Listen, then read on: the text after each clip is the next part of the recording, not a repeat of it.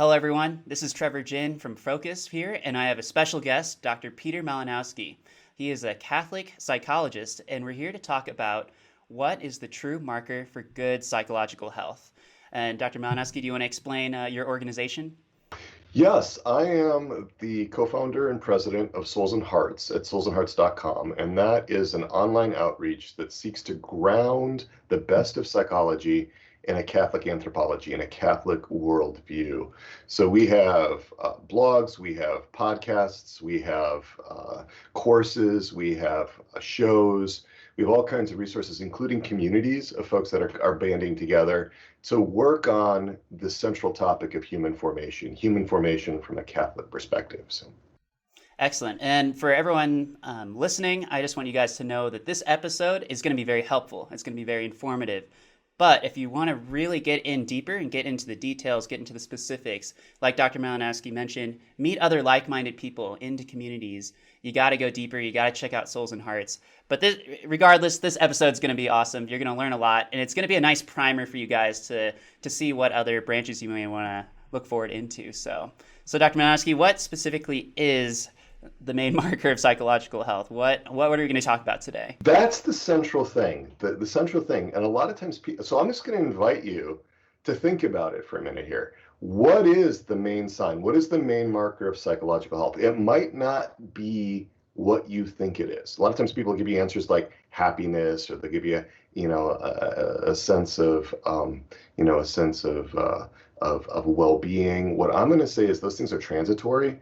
What we want to find is something else. And I'm going to read a little bit of poetry here, just a little bit of poetry to give you the flip side, right? So this is not psychological health, right? This is the opposite.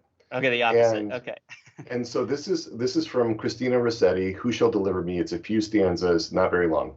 But she says, God, harden me against myself, this coward with pathetic voice, who craves for ease and rest and joys, myself, arch traitor to myself, my hollowest friend, my deadliest foe, my clog, whatever road I go. Okay, so what we're hearing here is this internal division, right? This internal fragmentation, these disconnects within. Right. And so when I think about psychological health, and when we take a look at what the measures of psychological health are, the one that I go to first is integration.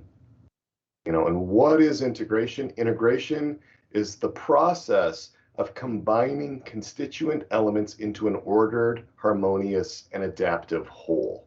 Right? It's bringing together the parts, the pieces, into an ordered, harmonious whole. And we think about this, when we say somebody has got his act together, he's got his act together, right? It implies this kind of integration, right? And more than that, though, I'm talking about interior integration. It's the integration inside of us. That's the marker of psychological health. Okay, so what I'm hearing is there's a good Trevor and there's a bad Trevor, and good Trevor just needs to keep slapping the bad Trevor around until he comes into line. So it's not that at all.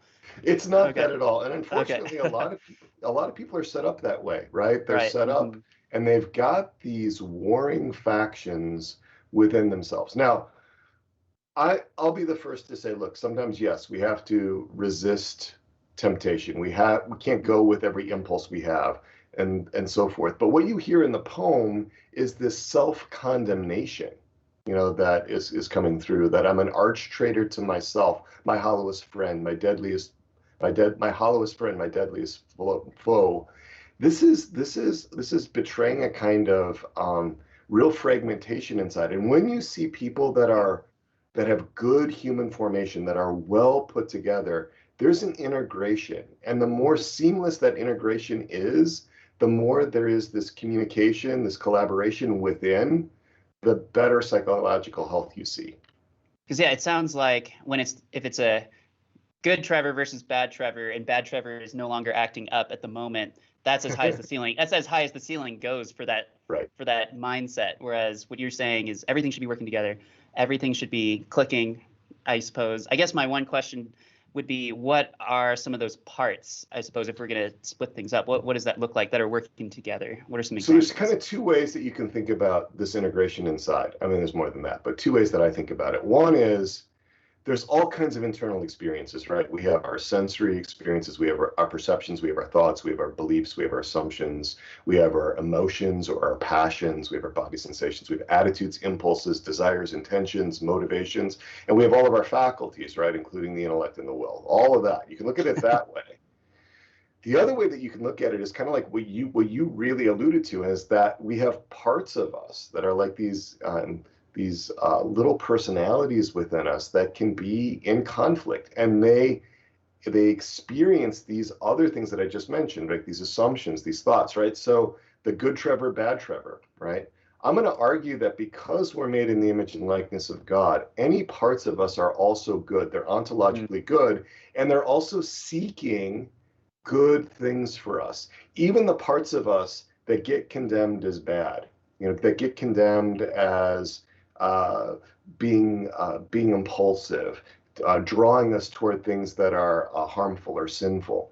So even parts of us that are inclined to eat way too much, or that are inclined to view things on the internet, pornography, for example, that obviously is unhelpful, is sinful, maladaptive. There's still good intentions there. And so when we condemn parts of us, when we attempt to split them off, you get what psychodynamic clinicians call the revenge of the repressed.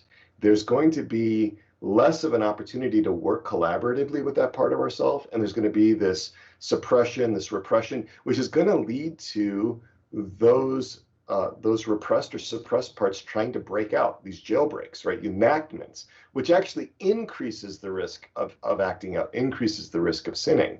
So when we're integrated, what we're doing is we're saying, yes, in humility, I have these passions, I have these impulses, I have these desires. That's a reality inside of me. And when we can accept that reality, and we can accept that we have this roiling cauldron of stuff going on inside of us. Again, psychodynamic clinicians call this primary process. This is all of that unresolved stuff, all those passions, desires, impulses. If we can bring that together, and if we can accept that, and we can begin to listen to what that's telling us, not just condemn it as sinful, not just condemn it as disordered, but actually begin to connect, then we can actually work through the underlying causes of that stuff. And there's a much greater sense of peace in the natural realm. I mean, I feel like we're at the tip of an iceberg here, because this is just, I feel like this part that we're talking about is very approachable for, let's just set the Catholic mindset, Catholic perspective aside. No matter what your faith background is, no matter where you come from, we all deal with a lot of these issues that we're talking about. This is not just Catholics need to deal with this type of thing. And so when you just start talking about things like, what is the reality of the situation, it just sticks out to me as a place of hope, because it's no longer this thing in the shadows as what the heck is wrong with me? I don't know what to do. I think maybe it's just something that I deal with. And this is what you see a lot in the culture. This is a lot what you see on college campuses with your fellow peers, within family members. You just see a lot of broken people, I guess, just lacking integration in different ways. You see it in yourself. And if you aren't able to get to the reality of the situation, both spiritually and psychologically, like what we're getting into right now, it almost seems a little bit hopeless. It almost seems like, I guess this is just something I have to deal with for forever. There's no hope. But when you're unpacking this, that's the first thing that came to my mind. There's hope here for whoever's listening. There's hope. Yeah, exactly. There's hope. If you're willing to shine a light, you brought up a really important aspect of this, and that's the unconscious, right? And there's two reasons why things can be unconscious. One is because there's just so much that goes on inside of us that we can't attend to it all in conscious awareness. Like most of the time we don't pay attention to our breathing, right? Or most of the time, like when we're driving, we're not, saying to ourselves, okay, in conscious awareness, I've got to turn my turn signal on now. It just comes automatically. So that's one reason why. But there's another reason why things are in the unconscious, and that reason is fear. It's because so many of our perceptions, our thoughts, our assumptions, our beliefs our emotions, our passions, our body sensations, our impulses, our desires. So many of those things, so many of our intentions, our own motivations, so many of those things are threatening to us. And we don't want to deal with them. So we banish them into the unconscious. And even that whole process can be unconscious. I mean, this stuff is complicated. So when we are willing in humility, this is the cardinal virtue. Well, it's not a cardinal virtue, but it's an important virtue when it comes to this kind of interior work. Humility is so critical because it allows us to understand ourselves as we actually are to a much, much greater degree. I have a fun story that happened 2 weeks ago, and it was not me. It was my car, actually. So there's been a huge heat wave. We're like in a heat dome or something in Colorado here, something crazy. It's been super hot, and I'm driving up and down the hill here to the headquarters. And I started noticing, hey, the AC is starting to like cut out a little bit. It's starting to like flow hot air. That's like a weird symptom. And I'm like, that's weird. Huh, I don't know. I don't know if I want to get that checked out. I don't even want to think about it. It's like it's easier if I just pretend that's not happening. Then I noticed the temperature gauge on my engine is starting to go more toward the hot side. I'm like, I don't know. It's not really. I don't think that's good. Maybe I should probably deal with that. Maybe. But then I just kept going about my day. Then it started getting. There was one day, I kid you not, I was going up I-70 here, up toward the mountains. And then I just looked down, and it was the temperature gauge was all the way to the hot.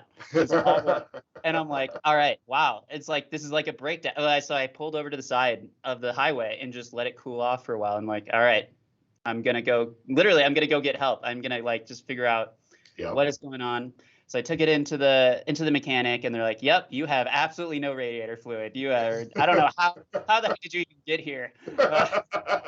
It was incredible. And so yeah, I mean, not only did they fill up the fluid, but they replaced the radiator and just got a whole new thing. And now it just works amazing. Yes. So it's just interesting because it was going on for maybe about 2 weeks where the symptoms were slightly getting worse. Like maybe I should do something about it. And I even like Googled stuff, and I'm like, okay, it's probably something with your radiator. And I'm like, okay. But it was finally it took that breaking point where it was actually like really dangerous to be driving in that scenario for me to go actually get it addressed. But I don't know why that story just came up. I mean, I feel like we can be like that car a lot of the times where you've got these symptoms, they're kind of pointing towards something. Maybe I should do something about it. I don't really know even. And at the end of the day, I went to someone that knew what the heck was going on, and they're just like, yep, this is what's going on. We can get this fixed. And I'm like, okay. Right. And so there's a great example of, what makes us uncomfortable is the gauges, right? And what makes us uncomfortable is the hot air blowing, but we suspect that there's something deeper, right? And that's what I'm really interested in, is getting to the root causes, right? So integration is a marker of health. It's a sign of psychological health. And it's both a cause and an effect, right? It's an effect of things being well ordered inside. You're going to have that integration, and it generates good causes, but it's not the primary thing. There's a bigger thing that I call human formation, right? It's called human formation that we talk about, that actually this integration and this striving towards integration is a part of. But that first step is like what you talked about, is accepting the reality, right? Because we have this tendency, just like you in your car, right? It's probably nothing. This probably go away, right? And then you realize, no, I'm confronted with this. Because you could have kept driving, you could have overheated the engine, you could have burned it up, Yeah. And that's often like how we are. That's why symptoms. And people rarely see it this way. Symptoms are gifts. Symptoms are actually gifts. It was a gift to have that gauge. As uncomfortable as that engine temperature gauge was to look at with it redlining, or as uncomfortable as the hot air pouring out of your vents were, those were gifts because it alerted you to something really that was harmful going on deeper inside your car. Yeah, and now I have an incredible new radiator. It works better than before. It's like, dang, this is great. Mm-hmm. Yeah. So what we've been talking about, I think a lot of us, when we think of psychological issues that I may have, or you put that laundry list of different parts of our passions and and all the things going on in our minds, and we can think of the negative. But I guess the question I have is, what does good integration look like? Like, what are some of the characteristics of that? Because I feel like it's good to see the negative of not having it, but Right. seeing the positive could be like a really good push for all of us, myself included, to go after it in whatever Right. ways that it is. Yeah, what Yeah, are well, some of let's those let's paint let's characteristics of paint that? that picture. Let's paint Yeah. that picture. What does it look like when you are well integrated? I think it's a great question. So being integrated means that you're aware of and that you accept your emotions. All right. And if there's one thing that people tend to reject within themselves, well, one of several, but one thing is emotions. Let me give you an example. A lot of what gets rejected inside is anger or hatred. Anger at our parents, our spouses, our children, anger at God, right? That's one that, man, it's an emotion that often gets rejected, or deep disappointment. And I want to talk to you about the difference between accepting that an emotion exists and endorsing it. Okay, so for example, anger at God, right? A lot of times that's just so threatening to people, and they bury that in the unconscious. They don't accept that they actually do experience anger at God. But it's absolutely essential, I think, to be able to deal with that so that you can bring it to God and work through it in relationship with God, right? So when we acknowledge that we're angry at God, or a part of us is angry at God, that doesn't mean that we're endorsing it, or it doesn't mean that, any impulses that that part may have, we're going to embrace. It means that we're going to accept reality as it is. And the same thing with our thoughts, our assumptions, our beliefs, especially the ones we don't like, beliefs that sometimes we resist and we just fight against, like God doesn't love me or I'm worthless, right? And we actually don't hear what they're really saying, where we just try to suppress them and say, well, that's ridiculous. Why am I thinking that? And so on and so forth. So the first step is that you're aware of these things. You're aware of impulses, right? Especially impulses we don't like, impulses towards violence, impulses that are sexual in nature, impulses towards blasphemy. We tend to shut these down and to get rid of them. We just push them out of awareness, or we label them as temptations.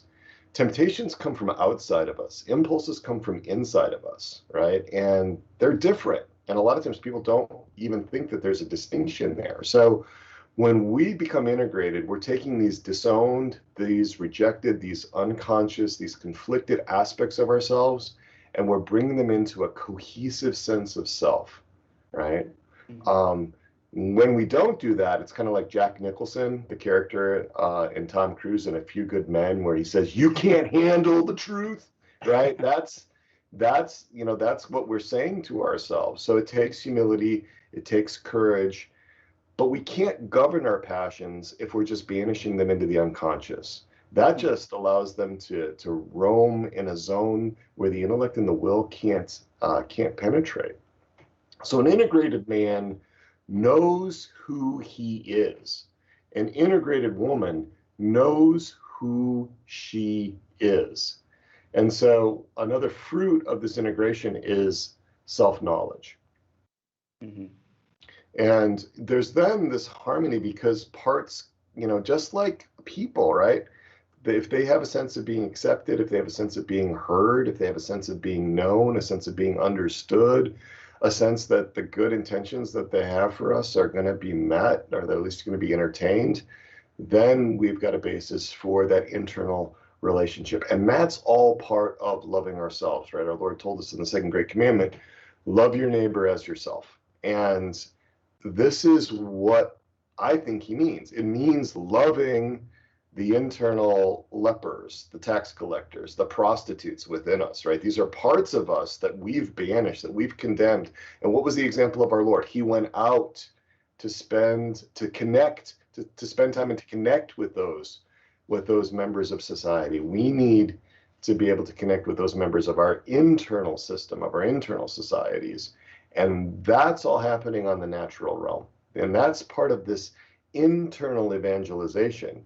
Oftentimes there's so much focus on external evangelization, meeting people in my Bible study, and so forth. I'm going to argue that we need to do this internal evangelization, because anything that we reject in ourselves as and don't allow to even be real when it is real, right? We're not going to accept that in other people. We're not going to be able to tolerate that in other people because it's going to start resonating with our own stuff, right? And so an integrated person has the capacity to enter into another person's phenomenological world and to really begin to know the other person as he or she is, because we're less likely to get crossed wires, confused signals, mistake what's inside of us for, what's inside of them, or what's inside of them for what's inside of us, and that sort of thing. So the clarity comes in around being able to really know another person, that capacity to really know them, which is essential for being able to love them. That's, again, why I think that's so tied into that second great commandment: love your neighbor as yourself. There's a lot to unpack there, but I think the one major thing that really stuck out to me in my own work when I was a missionary, when I was evangelizing, and as I still do today, is you can't give what you don't have. Right. And if you don't know who you are as a son of God, you don't know that you are actually good. Your memories are good. Your imagination is good. Your thoughts are good. Your desires, you have. It's good to have desires. It's good to have emotions, and to be able to look at yourself and to not condemn yourself, like you said. I think that just boosts evangelization that much more. It boosts external evangelization. I mean, and it also boosts just loving people better. For example, if someone is if someone just cuts you off in traffic, I'm just going to go back to the car. Like, if someone just cuts you off or whatever, your first reaction may not just be that is just some isolated person that's just ruining my day. It's what is going on with them? Like, what are they going through right now? Or when you're interacting with people and anything negative happens to you, there's just a lot more empathy and compassion, because you have empathy and compassion with yourself, because you also have a lot of things that come with being a fallen human being, right? So to me, it just seems like it would absolutely unlock your capacity to love others if you are not so busy condemning yourself, so much pointing fingers at yourself. This is what's wrong. This is what's wrong. This is what's wrong. It's more so, where is this person hurt? Where can they be healed? Where am I hurt? Right. Where can I be healed? We're all in this Right. together. It changes the perspective entirely. And I think that also would help having it not just be a pure numbers game of, okay, I'm going to heaven, they're going to heaven, how many more people can we get? But more so like the quality of the situation as well. It's not just about being able to just go to be a good Catholic and just go to Sunday Mass and everything. It's actually, God wants us to have this integration that you're talking about. Right. He wants those that we're working with to have this integration. He wants us to have an abundant, joyful life as well. Right. It's not just, Right. okay, live and exist. And it's like a video game. You just like get into heaven, you check the box, and Right. okay, we made it at the end of the story. It's like, no, we're actually here to thrive. And again, that's only going to help evangelization. If we are a fully integrated son of God or daughter of God, we're living joyfully. We have that peace that you talked about.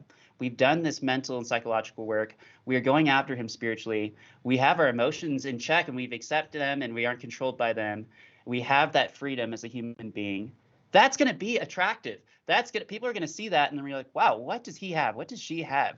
I want that. They don't even necessarily need to hear the words come out of your mouth or the theology or they don't even, I mean, that is helpful. But even just being able to see someone that has been integrated, I mean, that is just a key to true evangelization. That is huge for it. Do you know who the toughest people are for me to evangelize? The absolute most difficult people for me to evangelize? I don't know. As a group, okay? They're actually psychologists. Wow. And I'll tell you why. And actually, it's in a group that needs evangelization. If you look at the degrees of religious commitment among psychologists, they're lower, far lower than the national averages.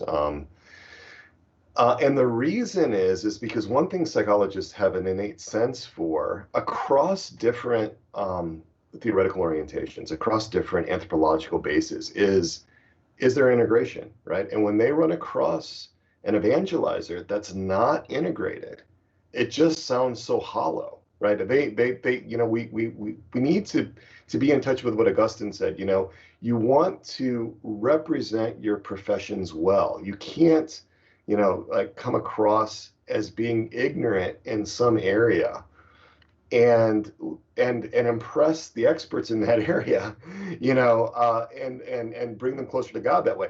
What we want, what we need, we should be sort of at the forefront of this. And whenever Fulton Sheen said this, whenever the church drops something, somebody else is going to pick it up, you know. And so there have been a number of other secular approaches to psychology that focus on integration. It's a huge part of traumatology, for example, trauma work, you know. And so I think we need to reclaim that. I think we need to, you know, because if we can bring the best of, you know, this natural work and then ground it in what we know by divine revelation, infused with grace, I mean, we've got such powerful combinations. So one of the ways in which evangelists subtly undermine themselves is to be not integrated, because that gets picked up, right? And it may not be something that's obvious. Often it's not, but people have a sense that there's just something off. There's something hollow.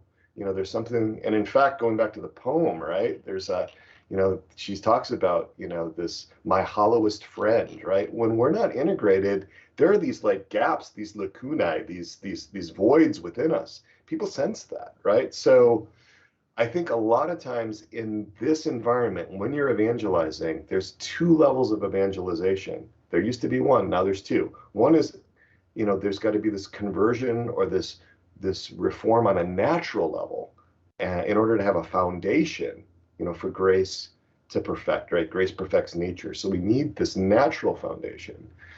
And that I think is one of the things that hamstrings so many evangelization efforts. I really believe that it's not a spiritual thing as much as it is a natural thing. And so to be able to have some attention to that, I think is going to do wonders for moving evangelization efforts forward. And it's just good for the evangelists just to have that. Yeah, it's just good for them, regardless of who they're evangelizing. It's just really good for them. I want that for them. Yeah, exactly. So this is fantastic. Would you be able to do a brief summary of some of the key points from what we talked about today? Yeah, let's wrap this. So integration is this process of combining all your constituent elements into an ordered, harmonious, and adaptive whole. So your feelings, thoughts, desires, impulses, attitudes, all that stuff, and all your parts, right? And so much of what happens inside of us is in the unconscious, and that's because it threatens to flood us with intense emotions or desires, threatens to make us impulsive. There's reasons why we repress that. But we need to accept, that doesn't mean necessarily endorse, but we need to accept what's really going on inside of us as a starting point.